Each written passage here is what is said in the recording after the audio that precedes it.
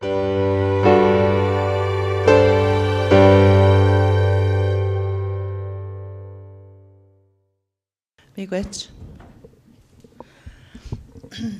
I have two presentations.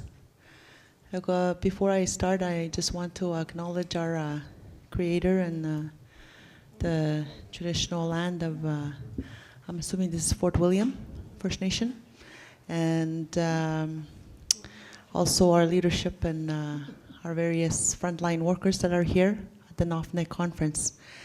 Miigwech tian ka inen tago ka gi inen chikate kuma jan mutamango hi iskuteu yap ka anukatamang pateni gani yap chikate ego mina ahi umaga kya bchka pagid nagwang kaundad ka gi min gwang madsun je madsyang nakmayang yuen gajmin goyak ego mina gaye uniga nichtamagek mina buguma when kaudah kimaj Fort William First Nation.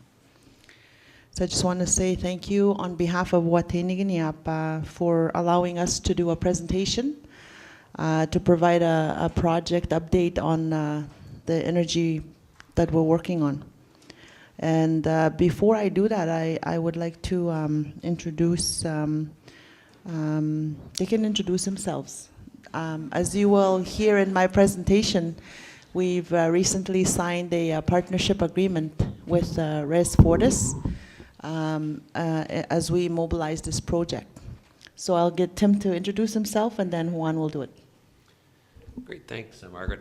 My name is Tim Lavoie. I'm with Fortis Ontario, and as Margaret talked about, we have recently signed an agreement to help move this project forward. And my role with Fortis is a utility company in Canada, and in particular in the Algoma region. And so my residence is in Sault Ste. Marie, and I've been helping the operation of a utility in Sault Ste. Marie for over 20 years now, and I'm very familiar with a lot of the aspects of the regulatory environment and some of the project operation of a transmission company. So I'm very familiar with a lot of the aspects of the regulatory environment and some of the project operation of a transmission company. So very happy to be here and look forward to continuing on with the development of this project. And my name is Juan Anderson. I work with Renewable Energy Systems Canada, or RES, or RES, as some people say at times. We're also a partner with Fortis and with on the Wateniganiap project. Our primary responsibility is on the development side of the line. I work in the environmental permitting aspect of the work that we're doing there. I'm also based in Thunder Bay. And in the past, I've lived in a fly-in community powered by diesel, and so I'm familiar with some of the challenges that brings to the communities that we're working to serve with this project. I think, Margaret, we'll turn it back over to you to give the meat of the presentation here. Okay, miigwech. So I always butcher Juan's name. So sorry about that. And I want to say thank you for being here. To both have agreed on a short notice to come and join me during this presentation. I told them just sit there, smile, look pretty, you'll be fine. So Wateniganiap in our language, as you notice there's a lapix there, it means line that lights up. So when we started this project back in 2008, we had asked a number of our elders to help us name the project, and this is what they called it, Wateniganiap. We had to explain it to add power to it, so when you literally translate Wateniganiap power, it's kind of like a double translation, but we had to help people understand what Wateniganiap is by adding power, that it is an energy initiative. I was told to do this. So as you are aware, most of you from Northwestern Ontario, the remote First Nations, our communities have an urgent power supply need in their home communities. What this project will do is to put an end to the electrical load restrictions. What that means is a lot of our communities, 16 of the 20 First Nations that are part of this project are remote First Nations. Of the 16 remote First Nations, there's about 10 that are at capacity. Some recently have been reprieved either by getting approved for temporary diesel upgrades or fixing their generators, that kind of stuff.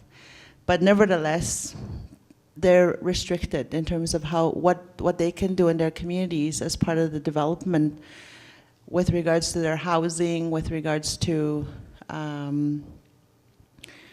their community infrastructure and development, business development, economic development.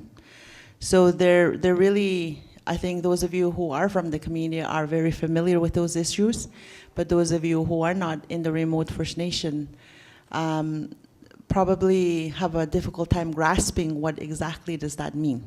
Basically what that means is it is not a compromise, but it is a situation where the health and safety of our people, particularly children and elderly people, their water, their food, their shelter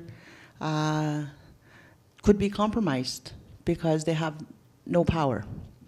A lot of our people have now are familiar with modern commodities that come with electricity, so they're very they are used to that now, and so by having a grid connection to Ontario's remote First Nation communities, it would put an end to that electrical load restrictions.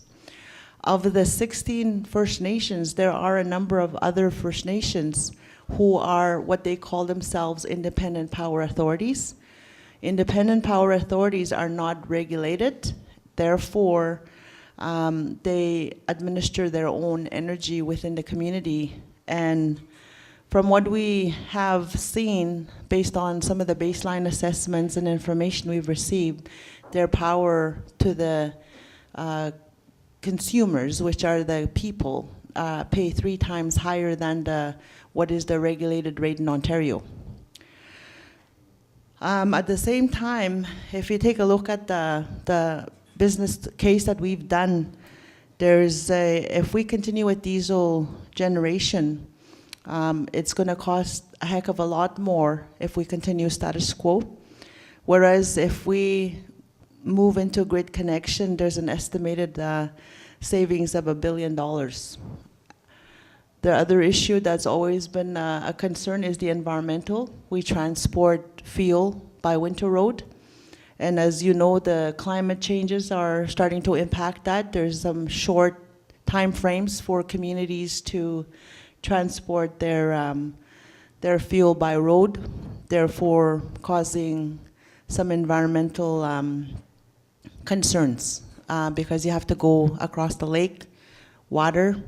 If there's so there's quite a lot of things that are happening with this handling, storage, and emissions. So we had done some kind of a study on a socioeconomic benefits and estimated that 830 million in social value would be received by moving towards grid connection. Obviously, the main part of it is how do we improve the community economic development. There's renewables, there's, oh boy, I think it's 230 megawatts, if I'm correct, of renewables that are accessible, that could be accessible, and that could be accessed by each community to develop their renewable energies. Right now, if communities wanted to do a renewable project, for example, if there was a run-of-the-river project, the baseline studies that have been done over the last 30 years would indicate that it's not cost-effective because of the market base that they have is not enough. So if we have a grid connection, then they can connect it to the grid and be able to sell power to Ontario or to Wataynikaneyap or however that process works within the energy sector of Ontario. So those are some highlights of why this is being done. And of course, you know, in order to make this happen, there is a need for leadership to work in partnership amongst themselves, along with industry and government, provincial and federal. Initially, we partnered with GoCorp to initiate this project. They've recently exited as of June 30th of 2015. And we've gone out and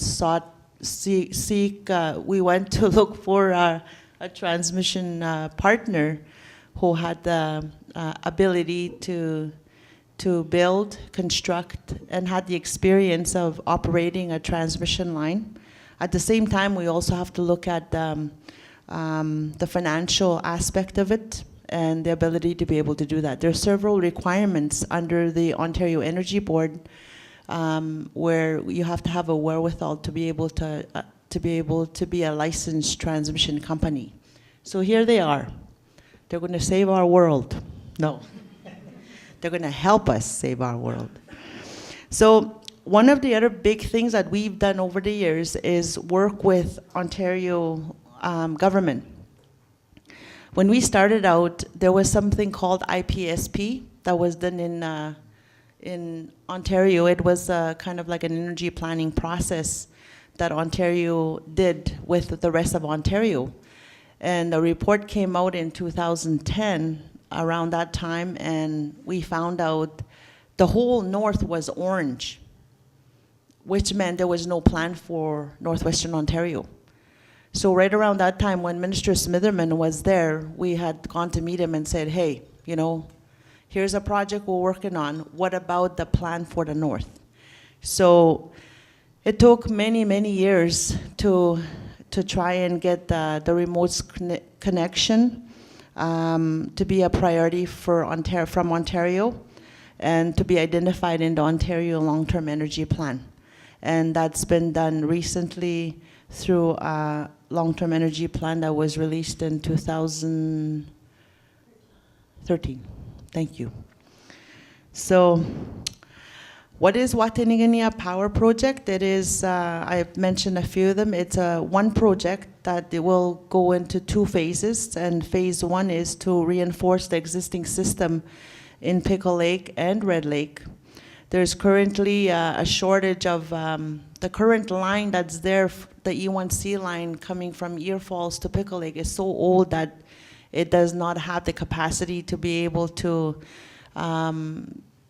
provide energy to connect the rest of the remote First Nations. It has to be upgraded. And even in Red Lake, there's somewhat of a shortage of power there that we also have to work through and work with whomever, like Ontario Hydro and also Ontario, to figure out how are we going to upgrade those existing systems so that we can connect the remote First Nations. So there's two entry points. One is north of Red Lake and towards Pickle Lake. The estimated project is 1.35. It's 1,800 kilometers. The initial part, the phase one line from hopefully the Norwick, the preferred line, all the way to Pickle Lake is at 230 kV. Don't ask me what that is. I have technical people sitting beside me that can answer what that means, but I understand it's the flow of energy that goes through the line, or the size of it. And then the rest of the north will go down to 115 and 44 kV. And the potential connection is in to 2022 with a build out to 2024. That's the current schedule that we have. There's a number of things that are happening within the project that have put the project a little bit, I think we're about 8 months from what I understand from the original schedule that we had. And phase one cannot proceed without a plan for connecting remote First Nations. So that is a directive that we've received from the chiefs, is that we have to have a plan for phase two, which is the remote First Nations, in order for phase one to happen. This is an unprecedented ownership by First Nations. There's 20 First Nations that own this, equal ownership. And there's a number of communities here that are listed, which is Wabigoon, Kiwewin, Sandy Lake, Slade Falls, Casablanca, Sachago, Kingfisher, Muskrat, North Caribou, Wapakika, Poplar Hill, McDowell Lake, North Spirit, Lac Seul, what is that? Wawagapiwit, Kchinamexipininiwak, Wannaman, Bearskin, Cat Lake, and Deer Lake. Those are the current communities that are part of the ownership, and they're majority owners within the current structure that we have here with Res Fortis. First Nations hold majority ownership of the project. We still work with communities that have an interest in going through the traditional territory, such as Mishkigwagamang and Pakanchikam. Hopefully, we hope to see them come on board to work with the rest of the 20 First Nations who have given us a mandate to work on this together. We received that mandate back in 2008. Originally, there was 13 chiefs that looked at, they wanted us to investigate transmission development and ownership, and also to connect the remote First Nations. We realized it wasn't as easy as going to Pickle Lake and plugging the line. We realized that there was more work to be done because of the need for, the line to Pickle Lake is 70 years old apparently. And we had to go for an expanded mandate in 2011. And also Kiwetinoong communities joined us in October of 2013. Now that totaled to 18 First Nation communities. In February of 2015, 2 more communities joined, Sand Lake First Nation and Wabigoon Lake Ojibwe Nation, which is now up to 20 First Nations. Community opportunities, I think I'm going to be talking a little bit more about this in the RERP, so I'm going to skip this. There's an estimated 769 jobs created. We have like fluctuating numbers. At one point it was 1,069, and then at another point it was 800, and I don't know. Anyway, there's going to be jobs created, and there's a few that that will be situated within Northwestern Ontario. There's a lot of contracting business opportunities that will come out of this. And I will be talking about the community readiness and training that's required.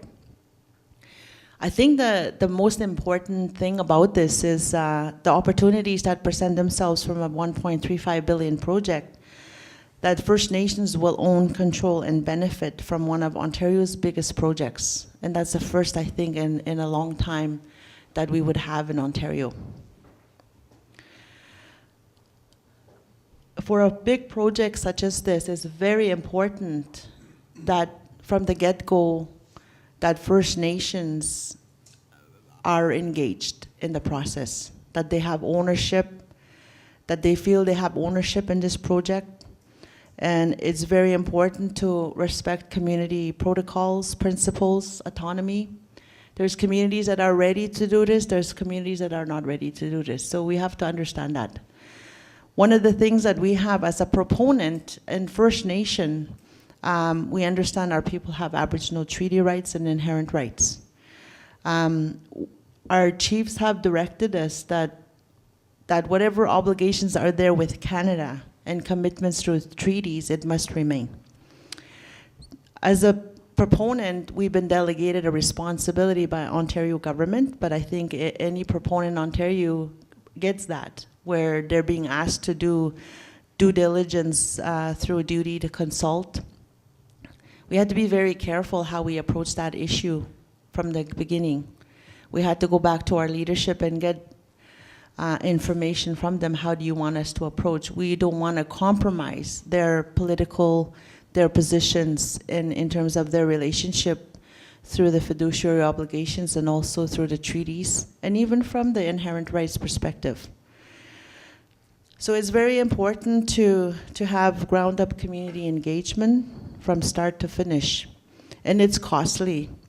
At the same time, it's a two-sided process. It can't be just us going and doing this. It has to be leadership too, to allow us to go and talk about the project with the community members. If they don't, well, we're not going to go in there and bulldoze. We can't, because that would be disrespecting community protocols. Information notice that we receive from government, it usually gives you 30 days, 45 days to respond to. You know, you don't have the technical capacity to be able to do that at the First Nation level. So we try not to do that. We try to go over and above that regulatory requirement and go have a face-to-face meeting when required by First Nations. We've done lots of community presentations, newsletters. We have a website. It's www.wate.ca. And we continue to engage First Nations whose traditional lands will be impacting by building a transmission corridor through their lands. We've signed a partnership agreement. We went through a competitive process, and I'm not going to go into how much money these guys have, but apparently they do have lots of money. It's $28 billion in assets. No. So this information you will have in your handout, and this was just recent. We went through a 6-month heavy-duty negotiations and discussing how we're going to partner together. It was really quite interesting. And we were able to work with the 20 chiefs, directing us in terms of how are we going to move forward in this partnership arrangement. And at the same time, of course, they also are accountable to their board and shareholders. So it's really quite an achievement to have reached that milestone. And there's a lot more work that needs to be done in this process. The plan there is that we will be 100% owners over time. First Nations will be 100% owners over time, which means it's not going to be tomorrow, but depending on how that works, it's probably looking at within 25 years we would be 100% owners of Wataynikaneyap. Project status. Currently, we're working on phase 1, environmental assessment. Terms of reference has been approved back in February, and we are now working on phase 1 EA open houses. We've started the routing analysis. We've completed that for phase 2. We went to each community 2 times to talk about the route and talk to each community about, you know, the route, the preferred routes that have been identified. We work with the federal, provincial governments. There's a technical committee which Wataynikaneyap is part of, and that is to look at financial, technical, regulatory drivers to enable this connection, to connect remote First Nations to the Ontario grid. And one area there is to ensure that we have enough information in a business case. I think there's been several types of business cases that have been done either through OPA, Ontario Power, what was Ontario Power Authority, which is now ISO. There was a Northwestern First Nation Technical Planning Committee, it's a long acronym, who worked with ISO or OPA, former OPA, to do a remote study just to see if we have a business case for this project. And that was completed. And then we've done our own business case and analysis. And now we have to look at how is this project going to be financed, and how is this going to be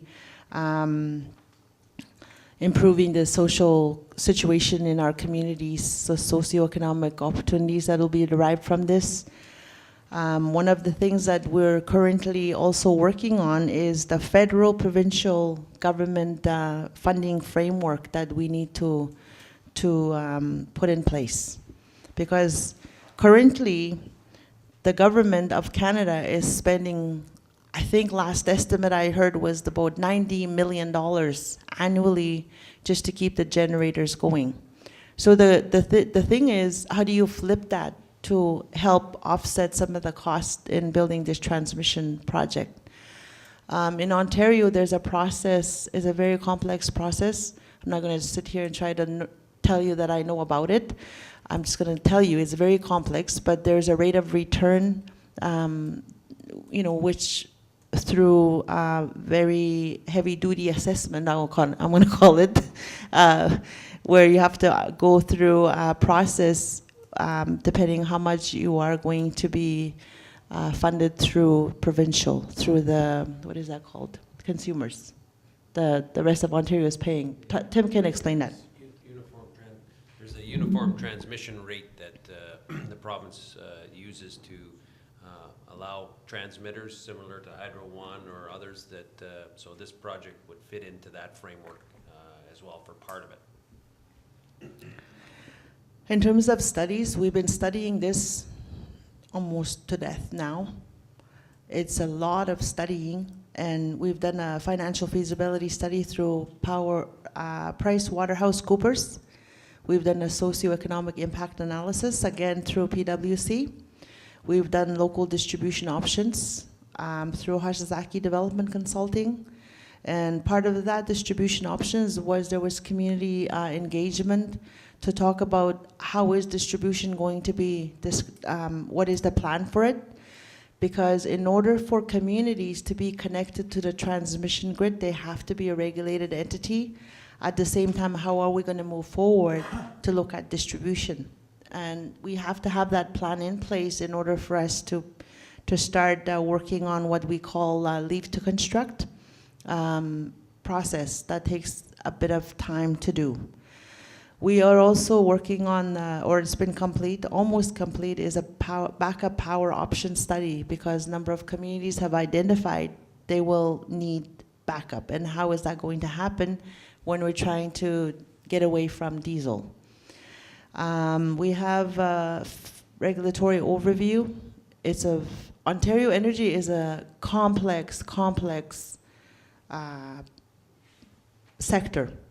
And to try and understand it, it's been a huge learning curve for the team that's been working on this from First Nation side.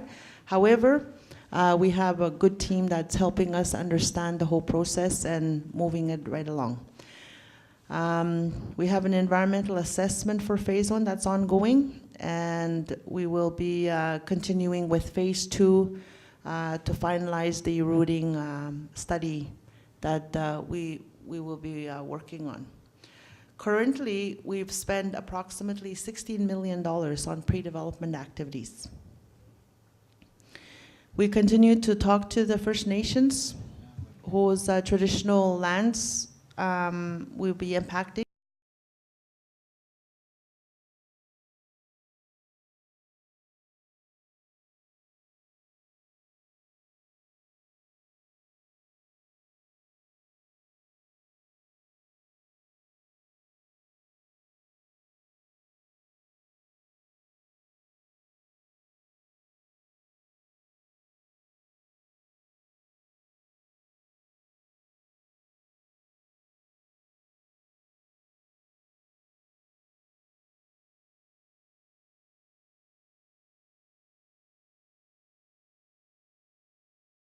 The next one is about how do we prepare our communities to be ready for this big project that we're working on.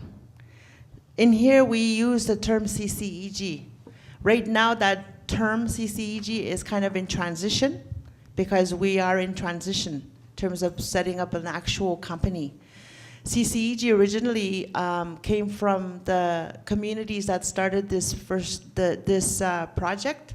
They were called the Central Corridor Energy Group. There was about 10 of them, and then eventually 13.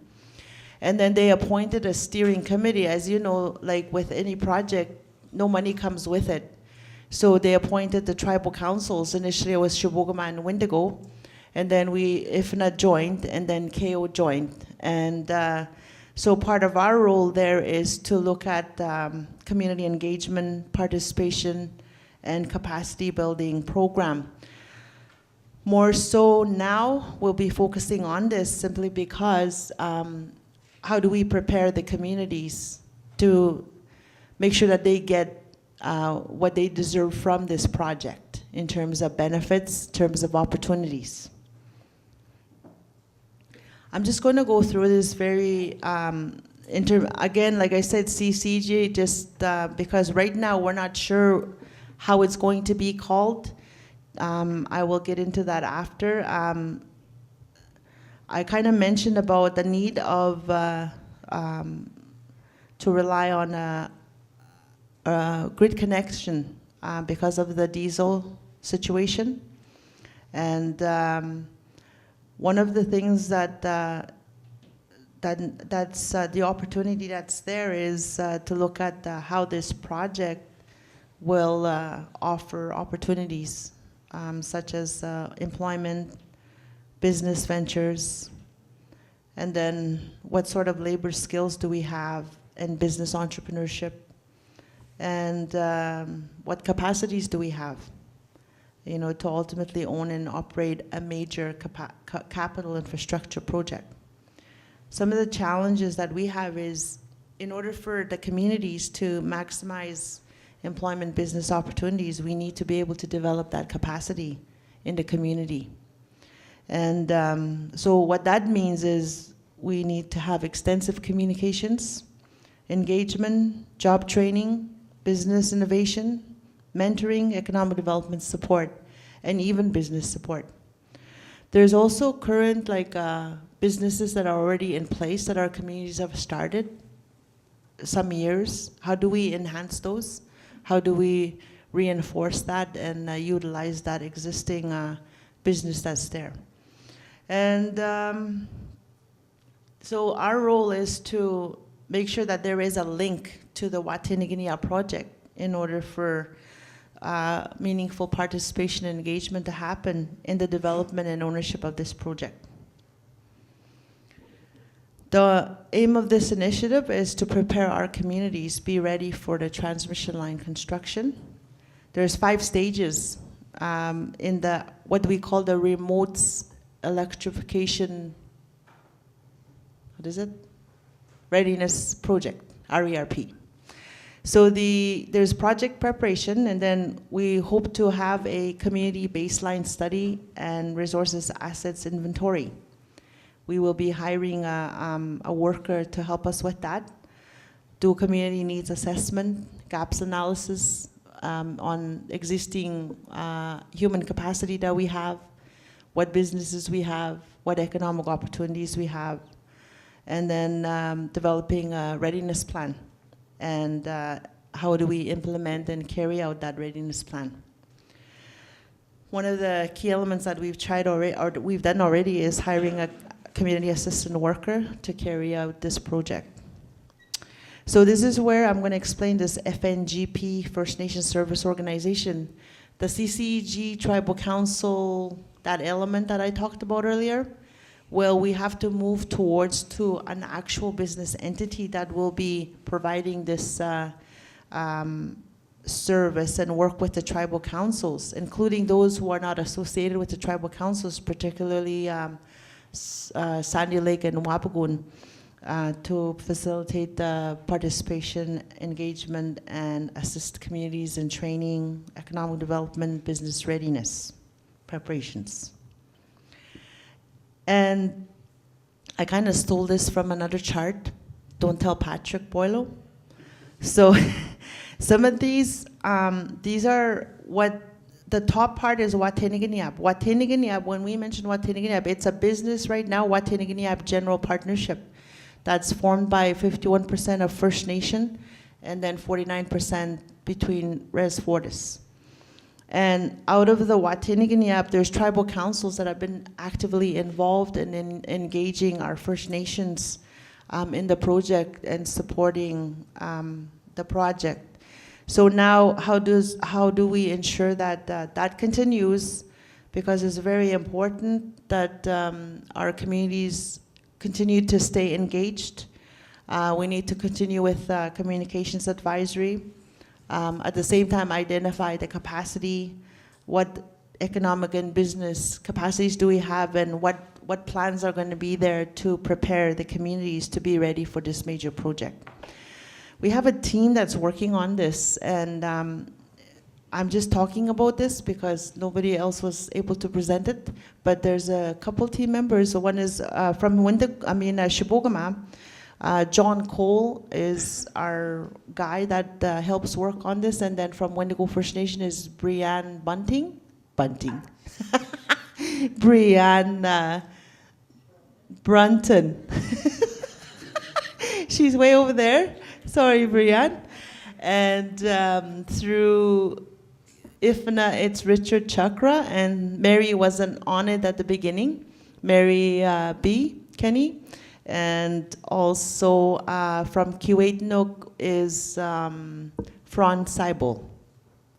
So that's the team that's currently working on this and has been tasked to ensure that it happens. So there's a number of areas there that we've been trying to kind of look at. What is that activity that needs to be done in capacity building is to assess the employment training needs, identifying and implementing training programs, and then of course gathering analysis data. This has to be community-led. We need to assess existing businesses and identify opportunities. And then implementation, mentoring, and also we'll be retaining some expert advisors and consultants to help us do this project. Communications and advisory, as I said, communications is very important to our communities. So we need to continue to work and coordinate with tribal councils, the First Nation General Partnership, and Wataynikaneyap. We have translation within our materials, training supervision of in-community staff, which are the community assistant workers, and information gathering, analysis, and dissemination. Community engagement is LDC options assessment. There's other elements of the project that are not necessarily part of the transmission, but we still have to work on them, and part of that is the local distribution options. We need to continue to work on those. We need to engage our communities. What is it that they need to do? It's all part of this. And assisting with phase 2 EA, and that requires a lot of community engagement because that will go through traditional territory of all of our communities, and information gathering, analysis, and dissemination. On the side there's a number of opportunities that have been identified from this project, but this is not an exhaustive list. There's more out there. In terms of how are we funding this? We've submitted applications to Ministry of Aboriginal Affairs through Ontario, and they had announced a remote electrification funding program, and we applied for funding there and submitted.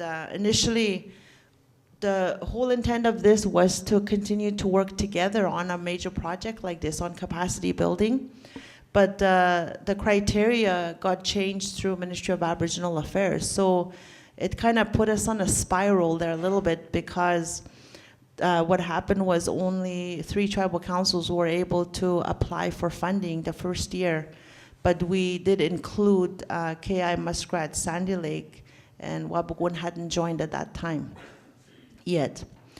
So the first part of the project, what we've done is there was draft job postings for the project coordinator. The First Nation community workers recruited. We've done a draft RFP for a project consultant who's going to assist with the data gathering and information. And not all of the First Nations were able to select their community assistant workers. But they did send a representative, though, to the orientation workshop that was held on 3rd week of March 2015. A report was prepared and completed, and there was some recommendations in there that came from the communities. the reps that were at that orientation workshop in terms of how they would like to see this project be mobilized. So what we've done after that is we met with the Ministry of Aboriginal Affairs. We've sent numerous letters to Assistant Deputy Minister David Didluck, I think is his name, and to talk about, you know, why change the criteria. Like, this is an initiative that's jointly being worked on by First Nations, and can we talk about joint submission and multi-year funding submission for continuity? So we did receive approval of $500,000 for 15-16 and consideration for 16-17, but we haven't received a transfer payment agreement yet in order for us to mobilize this project. So now we're already end of September. We told them last year, they did that to us last year, where we were like, had to run like chicken with no heads to try and get this thing happening. And we had about, I think 3 months to be able to do what we did last year. It was a miracle. So we have some good teams working on this project. And the other thing that's very helpful is the communities are very responsive to identifying their community worker, and they're very excited about this project. So it's really important to them. Time has lapsed since March 2015. We haven't received our TPA. We have these workers that are sitting waiting to start the work, and it's now September. So we're going to be caught again at the end of the fiscal year, because these things work on a fiscal year basis. So the MAA is still asking for further revisions to the work plan and budget. So that's what's happening there. The other thing that's happened there is they didn't approve a full application that we had put in. So we're short about, I don't know, $200,000, $300,000. So we're putting an application to Sioux Lookout Area Aboriginal Management Board, subject to approval by our leadership that they support it, because I think that's the way the process works there. But anyway, a proposal has been submitted. What we did with our First Nation community assistant workers, and an orientation was held third week in March. And there's a consideration for another orientation because of the time lapse. And it's really difficult to keep that momentum with having let's see here, April, May, June, July, August. 6 months have lapsed. And the communities are waiting, the workers are waiting. They're not getting paid, but they're waiting, some of them. Some of them are using existing resources, existing workers. So it's really a challenge. Now we have to either try to recruit another individual and reorientate them, which is another cost to the project, which we're not going to be funded for. So that kind of irks me a little bit. And so we've done community presentations about their jobs and what they're going to be required to do. Engagement, communications, information, data gathering. We will be hiring a consultant who will work closely with the community workers in terms of data gathering and information dissemination. So we can't hire a consultant either. We have a draft RFP, but until we have a funding agreement in place, we're going to be having to push this really hard. The community assistant workers will be gathering information and data on economic, and they'll be working with community people, business people, program managers, leaders, administrators, members, as well as other project team members and others. And I think the intent of the overall project is to look at resources and assets, inventory, and then to identify gap analysis and develop a community readiness planning process from there. This information is not only going to be focusing on energy, it's going to be focusing on what's there. And then the communities can use that report in other areas, not just with energy planning. And next steps is we need to complete the revisions to the work plan and budget that's currently in the works. And submission to SLAM, I've kind of signed off on it last night. And we need to develop, finalize the RFP to hire a consultant. We need to look at an orientation for community workers again. Hopefully, once we receive the transfer payment, we should be able to mobilize this project. And then from there, we start the data information collection and ongoing community engagement on the RARP project. And that's it. I hope I didn't, if you have any questions, by all means. Thank you for listening. I know I did this really fast, but it's a big project. Okay.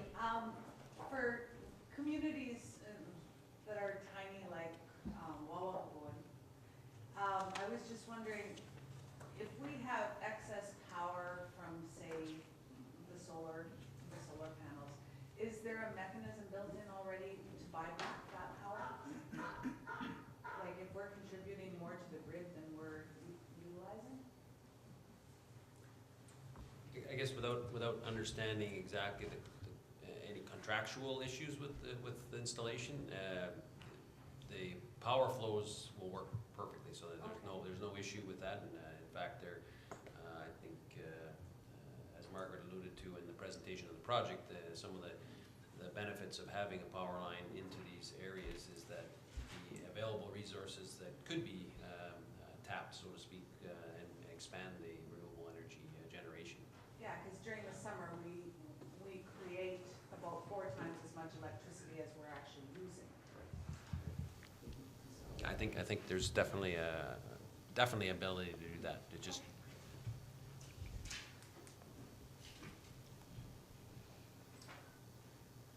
No other questions today? I thank everyone for attending, and I thank you, Margaret and Tim and Juan, very much. And we have some gifts for you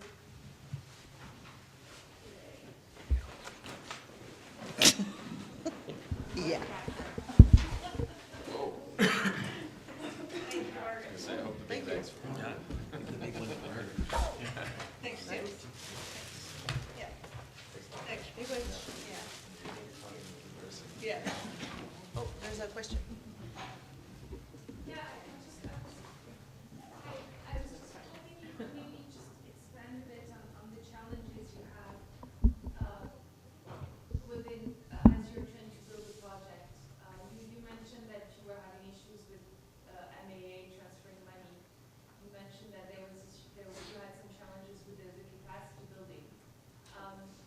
Are you trying to address what you can right now before you're getting, once the cash is flowing in, I'm assuming you're gonna, things are gonna go forward, but are there things you are able to deal with now in terms of challenges that you can do without, like making some of some energy plans or pre-project coordination that you can do now? Rather than wait?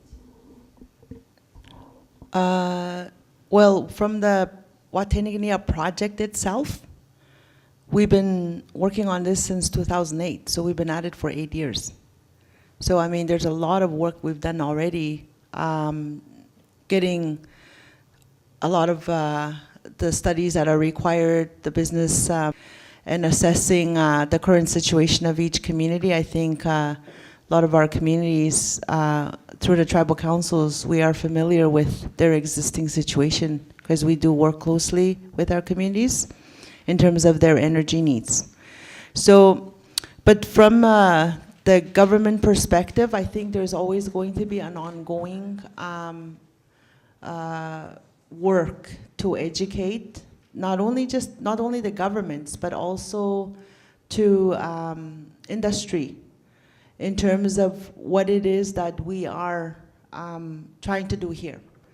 As we know, within our area, there's a lot of things that are being planned for by either government or by industry in terms of wanting to access our homelands, territories. But there's really, I don't see no real plan in place from our First Nation side in terms of how do they want to be participating in that, how do they want to be involved, and how do we make it so that they can have a meaningful participation and involvement. And so there's, I think, several ways of how we handle that. So there's always ongoing discussions and negotiations with government to educate them on that process. From a, if you want to look at it from a First Nation ownership aspect and control, understanding from treaty, sharing, and inherent rights, all those issues that we fight for the last 100 years. There's a bigger picture than just putting up a transmission line. The bigger picture is how do we create and change the landscape for our First Nations to have meaningful participation in this huge project, and how do we ensure that, you know, they have the capacity to be able to do it. So it's a multifaceted project and discussions that that need to happen. It's ongoing dialogue with our First Nations, educating them on the Ontario system. It's an ongoing dialogue with government, educating them about what our First Nations vision is, and also with industry in terms of how do we have a working relationship and partnership. And so with the current funding arrangements, what we had to do is we've had to write letters. We've had to have meetings with officials from Ministry of Aboriginal Affairs and identify our key issues in terms of what those concerns are, and hopefully try to mobilize it from there. So I think we got what we wanted. It's just a matter of now getting the funding to flow. But with any project, my policy is until you have the money, you don't spend the money. And because if you do that, it gets you into trouble. So that's why we're kind of just putting it on hold right now until such time. But the drafting of paperwork and everything like that, presentations like this, we continue to do that. I don't know if that answers your question. Okay.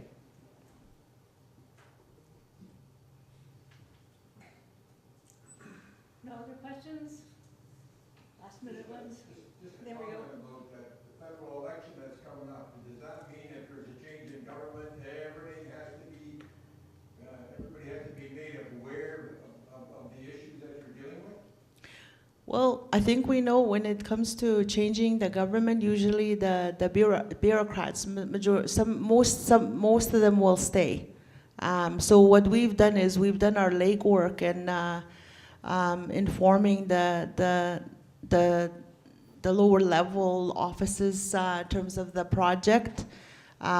Also worked with groups that have their policies and advisors, and we understand those people change when government changes. So I think the groundwork that we've done in trying to promote this project at the federal level, it will still be there. And no matter what government is there, it will allow us to continue to meet with whichever government will go in and continue the lobbying efforts that we have to establish a funding arrangement. From the province of Ontario, it's been supported. There's a strong support from Ontario government to connect remote First Nations, which we're very grateful for. And we hope that federal government comes on side, simply because they're the ones that will get the most benefit out of this. And they better be on site. And if they're not, then I'll make sure we got 2016 remote First Nation state of emergencies that'll come out. If I'm alive, I'm gonna do it. So that's what's gonna happen. That's where we're gonna head. If we don't have this addressed soon enough without a definitive plan, we are gonna be in trouble with some of our First Nations because of their situation on their energy needs. So it's really important that both levels of government come on side to support this project, particularly federal government. So We've worked with them too, like through the local office here, ANDC. I think they're very familiar with some of the challenges that our communities face. So I don't think it's going to end because conservative governments are not going to be in power, or vice versa. Just the only point I was trying to make, I retired from Indian and Northern Affairs back in 2004. I worked in funding services and I was in capital. Mm-hmm. And I know that when governments are changing, a lot of the local decisions that we were told everything was on hold. So no matter how much you plan and the people you made aware of at the local office, it still happens that a lot of decisions are not made when you would like to have them made. I understand. Yes. It's a big disappointment, you know. I'm from the Gull Bay First Nation, and I worked within the system back then, Mm-hmm. and it was very disappointing. Yeah, we know how the government works. We've been at it for 100 years to try and deal with this government process. So I think, it'll take a lot of effort to re-educate or to re-inform or however that process will be to bring them on site on this project. And like I say, federal government has to be on site on this project to make it a reality for our First Nations. So point well taken.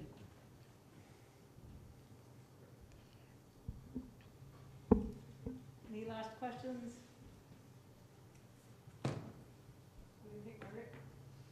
Well, thank you. And if, like I say, if there's any other questions that you may have on this project, and if you want a community presentation, by all means, we're always available to do a community presentation to provide an update. The other thing we've done for the community members who may not be aware of, we had done a video that could be put on the radio station in your communities to talk about this project. So there's a video out there we've given to each of the First Nations. If you haven't heard it, ask about it.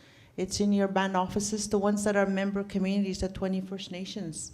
And it shows, it talks about this project, so it's more of that was to be used to engage the communities so that they're familiar with this project. So that's been distributed several times. Thanks, everybody, for coming.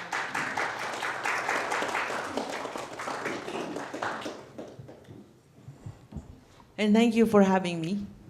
I always talk too much. No.